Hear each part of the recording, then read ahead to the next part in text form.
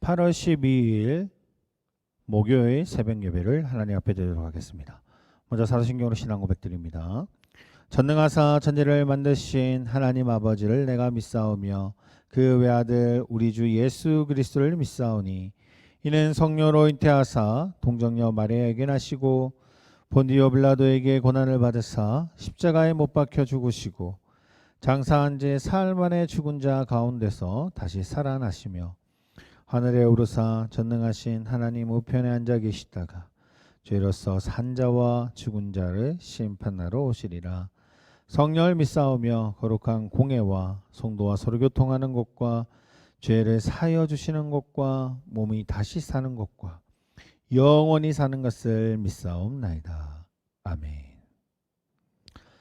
오늘 이 새벽에 보실 말씀입니다. 오늘 이 새벽에 보실 말씀은요, 마태복음 27장 64절에서 마가복음 1장 38절까지의 말씀입니다.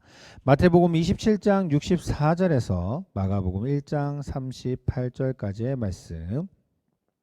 먼저 말씀 읽고 돌아오도록 하겠습니다. 정지 버튼 눌러주세요.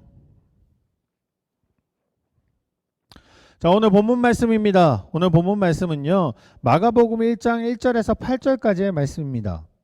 마가복음 1장 1절에서 8절 말씀 제가 봉독해 드리도록 하겠습니다. 하나님의 아들 예수 그리스도의 복음이 시작이라. 선지자 이사야의 글에 보라 내가 내 사자를 내 앞에 보내노니 그가 내 길을 준비하리라. 광야에 외치는 자의 소리가 있어 이르되 너희는 주의 길을 준비하라.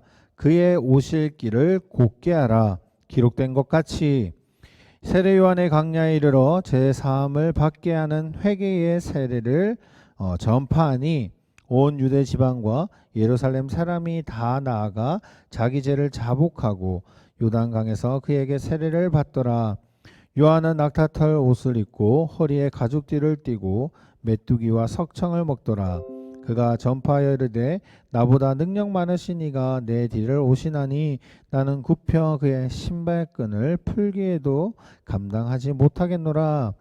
나는 너희에게 물로 세례를 베풀거니와 그는 너희에게 성령으로 세례를 베푸시리라. 아멘. 오늘 새벽에는요, 이제 마가복음의 처음 시작하는 부분들을 살펴보고자 합니다.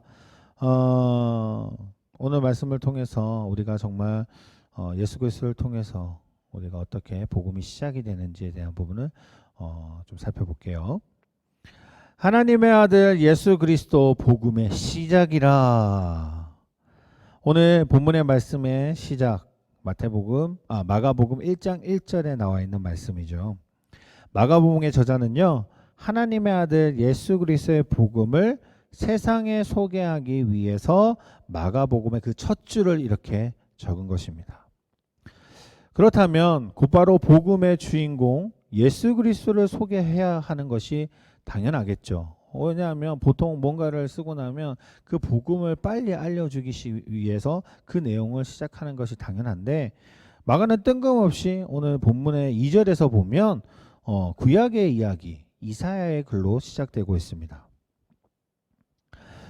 1장 2절 3절 말씀을 이렇게 하죠. 선지자 이사야의 글에서 보라 내가 내 사자를 내 앞에 보내노니 그가 내 길을 준비하리라. 광야에 외치는 자의 소리가 있어 이르되 너희는 주의 길을 준비하라. 그의 오실 길을 곧게 하라. 기록된 것과 같이 라고 이렇게 이야기하죠. 왜 그랬을까요? 왜냐하면 하나님의 아들 예수 그리스도의 복음은 그 뿌리 자체가 구약에서부터 있기 때문입니다. 만약에 뜬금없이 예수님이 나타났다면, 예수님이 마치 하나님의 자녀이고 또한 메시아로 나타났다면 그 내용에 대해서의 의문점이 분명히 생길 겁니다. 하지만 신약은 예수님이 오시고 난 뒤부터 시작인데, 구약의 내용부터 미리 예언되어 있던 내용들로 통해서 메시아가 이야기되고 있었죠. 그 중에 하나도 이사야하고 뭐 요엘도 있고요. 뭐 내용이 미리 나온 게 있죠. 구약에서 미리 메시아에 대한 이야기가 나와 있었기 때문에 당연한 것이 예수님이 시작이 되는 것은 그 뿌리가 구약부터 연결되어 있음을 분명한 선포가 필요했습니다. 마가는 그렇게 생각했던 것 같습니다. 그래서 복음은 신약식에서 갑자기 생긴 것이 아니라 구약의 선지자를 오래전부터 예언되어 온 하나님의 약속임을 분명히 드러내고 있습니다. 마가는 특별히 구약 이사야를 통해서 그 예수님의 복음을 소개하고 있죠. 결국 마가복음은요, 시작을 통해서 하나님의 아들 예수 그리스도의 복음을 시작을 밝히면서 그 복음을 전파하는 자를 바로 세례 요한으로 통해서 보여주고 있습니다. 주의 길을 예배하는 자의 사명을 부여하고 있고, 또한 광야에서 제사함을 받게 하는 회개와 그 회개의 세례를 전파하면서 오실 이의 능력과 그의 하실 일에 대해서 말씀하고 있는 것이 오늘 본문의 내용이죠. 예수 그리스도의 제자로 살아간다는 것은요, 결국 자기의 정체성과 또한 사명을 분명히 알고 그 삶에 충실한 자여야 합니다. 그에 비해서 이제 세례 요한은 그의 내용에 맞게 세례 요한은 자신의 정체성 그리고 즉 위치를 정확하게 알고 있었던 것 같습니다. 보통 세례 요한도요, 어마어마한 사람입니다. 어마어마한 사람이었고 그 시대에 세례 요한을 따르는 제자들이 얼마나 많은지 모릅니다. 그런 시대에 세례 요한이 예수님이 사역하기 이전부터 세례 요한은 사역하고 있었기 때문에 많은 사람들이 따르고 있었죠. 그런 자가 자신의 마음만 먹으면 자기가 원하는 뜻대로 살아갈 수도 있는 사람이었습니다. 정치적으로 얼마든지 이용할 수 있었던 위치에 있었죠. 그럼에도 불구하고 세례 요한은 그렇게 하지 않았습니다. 하나님의 그에게 주어져 있는 그 사명이 무엇인지 분명히 알고 있었고요. 그의 위치가 어느 정도인지도 정확하게 알고 있습니다. 그것을 알 수 있는 내용이 바로 오늘 본문 1장 7절에서부터 8절의 말씀이죠. 말씀 한번 볼까요? 그가 전파하여 이르되 나보다 능력 많으신 이가 내 뒤에 오시나니 나는 굽혀 그의 신발끈도 풀기도 감당하지 못하겠노라 라고 이야기합니다. 이 말은 나는 그의 종보다도 못한 존재이다라는 걸 이야기하는 것이죠. 나는 너희에게 물로 세례를 베풀지만 그는 너희에게 성령으로 세례를 베푼다라고 이야기를 하십니다. 얼마나 큰 이인지를 스스로 이야기하고 있는 것이죠. 결국 세례 요한은 자신의 세례와 예수님이 주시는 그 생명의 은혜와의 세례는 너무나도 큰 차이가 있음을 분명히 알고 있었고, 또한 주님의 제자로서 어떠한 사명의 위치에 있는지 그 신분을 확실하게 깨닫고 있었다라고 볼 수 있는 것입니다.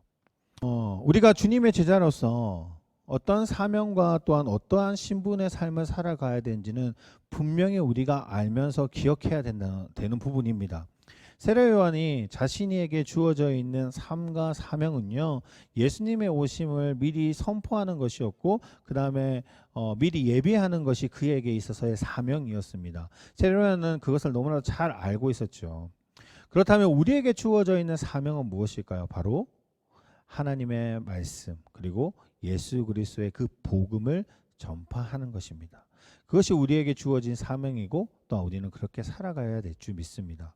오늘 하루 그렇게 살아보는 삶을 사는 건 어떨까요? 하나님의 말씀을 주위 사람에게 이야기하면서 예수님이 어떤 분이신지, 하나님의 사랑은 어떠하신지를 우리가 주변 사람들한테 한번 꼭 이야기해 봤으면 좋겠습니다. 뭐 이런 말을 하면 그렇게 이야기하시는 분이 있죠. 우리가 하나님 이야기하거나 또한 신앙 이야기를 하면 아무도 듣기 싫어합니다. 꼭 듣기 싫어하는 소리를 해야 됩니까? 듣기 싫은 소리라도 해야 됩니다. 왜일까요? 그것이 우리의 사명이고 우리의 위치이고 우리의 신분이라는 사실을 꼭 기억했으면 합니다. 분명히 예수님 우리에게 하나님의 말씀을 전하라고 했거든요. 어떠한 핍박과 어떠한 어려움 속에서도 복음을 전할 수 있는 자가 구원을 받은 기쁨을 아는 믿음의 백성이 아닐까 생각해 봅니다.